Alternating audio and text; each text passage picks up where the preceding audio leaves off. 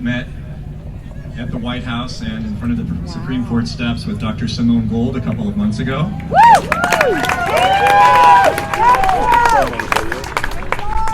That video that was taken on the Supreme Court steps broke the internet. Thank you. We hit 184,000 simultaneous live stream views on Breitbart within 27 minutes. We hit 3 million views on Facebook reposting within an hour. And within 3 hours, we had hit 17 million replays of our video across the internet.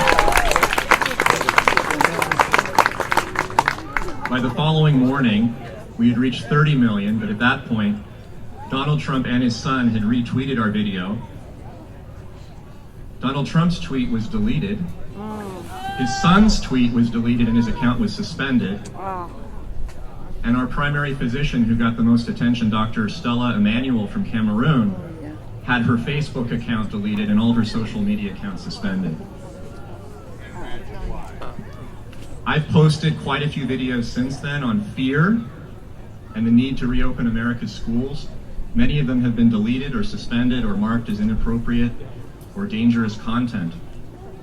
Everything that I have said is true, it's verifiable. I'm a physician.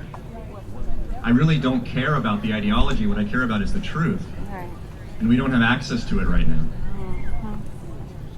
Since then, my position on fear has evolved somewhat. I do think that Americans are still afraid, and I do think that fear is the primary driving force for the removal of our liberties. But I think something more insidious has started since then, and I want to speak about that briefly. I think that many Americans right now are not only afraid, I think they're also in the grip of a delusional group psychosis. Groupthink is what is now feeding and driving the suspension of our liberties. It's no longer just fear.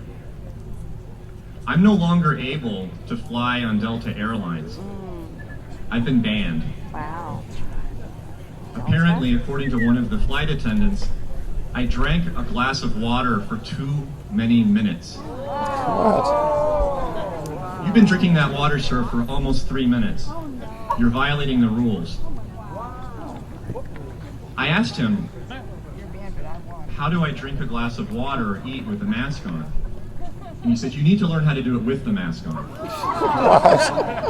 And then he kind of stuttered and sputtered and caught himself and said, what I mean is you need to take the mask off after you finish eating and drinking. I said, well, that's what I did. I put it back on. But he wasn't happy because I was different. I was acting differently than the other passengers. So he reported me, and when the plane landed in Iowa, he had the station attendant meet me on the plane, asked me to step off the plane before all of the other passengers had disembarked. And she was actually quite a nice woman. She's from Romania, so she knew what tyranny was. And she said, I'm so sorry to have to do this, but just give me your side of the story. I did. She took his side of the story. And then a couple weeks later, I received an e-letter from Delta saying I was banned because I hadn't followed the rules. American, United, all the airlines are doing this now.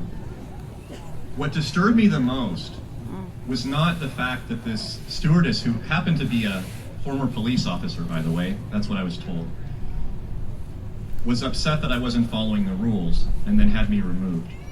What upset me was that my passenger, traveling companion, who was on the plane until all the passengers had left, told me afterwards that when I stepped off the plane, everyone on the plane started to applaud. Wow. Not applaud me for taking a stand, applauding the police force for removing me. That's what I'm getting at here. They weren't afraid, they were delighted, because they actually believe that if somebody is wearing a mask on a plane, that they're protecting everyone else. And ignoring the fact that if you take the mask off and you eat your meal, you're not hurting anybody, but when you put it back on, you're keeping people safe. It's the idea that the air up here at a restaurant is dangerous, but the air down here when you sit is safe. Put the mask on, take the mask off. It's irrational, it's insane, it's a delusion. I'm a psychiatrist. The definition of a delusion is a false, fixed belief that defies reality. It is irrational. That is what many Americans have become: irrational, delusional, and actually psychotic. They believe what isn't real. They're not just scared, they're psychotic. I was on an elevator a couple of days ago in my building. I got off on the second floor where the parking garage is. I was going to get off on the fourth floor where my office is. I stepped in. 2 people were in the elevator, on opposite corners, of course, because that's what's required, both wearing masks. And I said, "What floor are you going to?" And I saw the 4th floor was lit up, and they sort of mumbled something, and I said, "Okay, well, I guess we're going to the same floor." I stepped on, and the man put his foot in front of the door as it closed, and he said, "Excuse me, would you mind stepping off the elevator if you're not going to wear a mask?" And I looked him dead set in the eyes, and very calmly I said, "Yes, I do mind." And he said, "Well, then we're going to step off." And I said, "Well, that's your right. But let me just ask you a question before you step off the elevator. You're both wearing masks. Obviously, you believe that these protect you. Why do you care if I don't wear a mask?" They didn't have anything to say to that. They got very angry.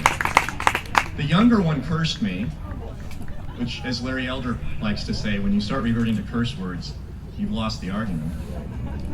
The older one, the woman, she looked at me and she said with this sort of glazed over look, but clearly angry, "It's a sign of respect." Right, somebody said that to me. Wearing this mask is a sign of respect. So she now believes that it's disrespectful for somebody to not wear a mask. It doesn't matter about her mask. Now she's policing everyone else.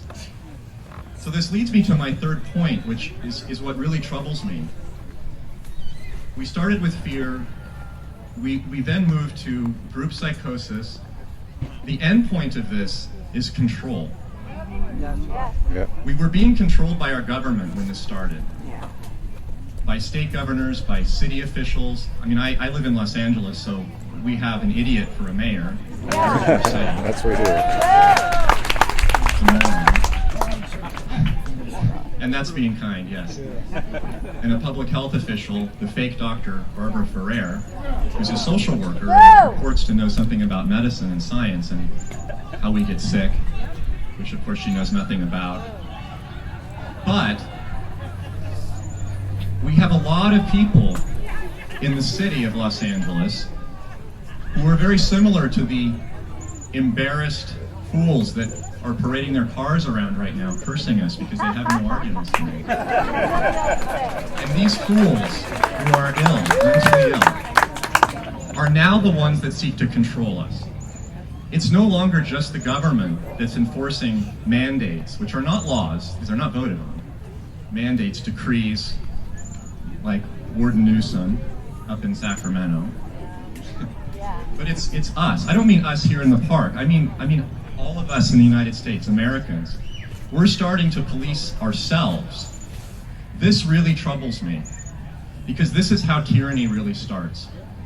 This is what communist China is doing right now. The social point system. You see your neighbor drop a piece of trash. He uses a curse word in front of a child. He arrives late to work. He drinks one more drink than he should have before he returns home, and you report him. And now suddenly that person no longer has the access to promotions. Maybe his child doesn't get into university. Maybe he's banned from domestic travel. This is actually happening right now in China. The government doesn't need to have police spying on you if you spy on each other, and you believe that it's virtuous and righteous to do that, like this woman and man in the elevator, or the passengers on the plane that applauded the Gestapo techniques of the man that was actually working for the airline. If this continues and this gets worse, we won't need a massive police force to start enforcing these unconstitutional and anti-liberty mandates. We're going to be doing it to ourselves. And then we've really lost.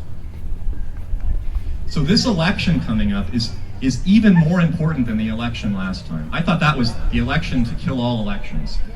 This one is even more important.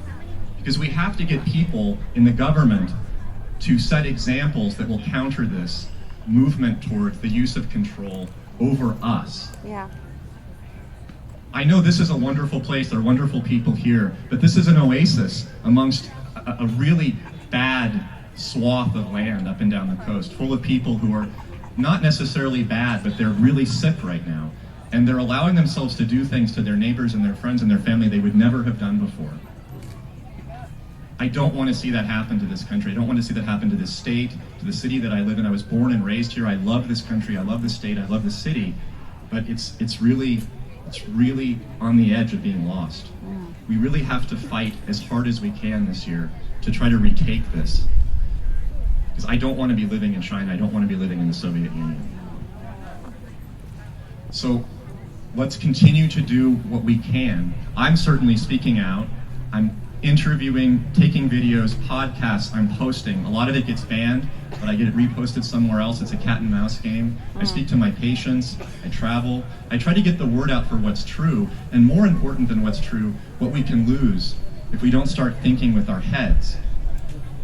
We have to do this. This is a really a bifurcation point in our history. I really feel that. I've never said this before, but I really think that we're at a point now where everything could be lost very, very quickly. We're on a precipice.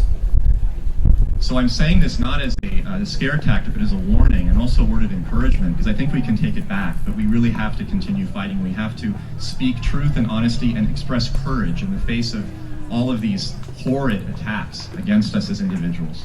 I hope we can do that.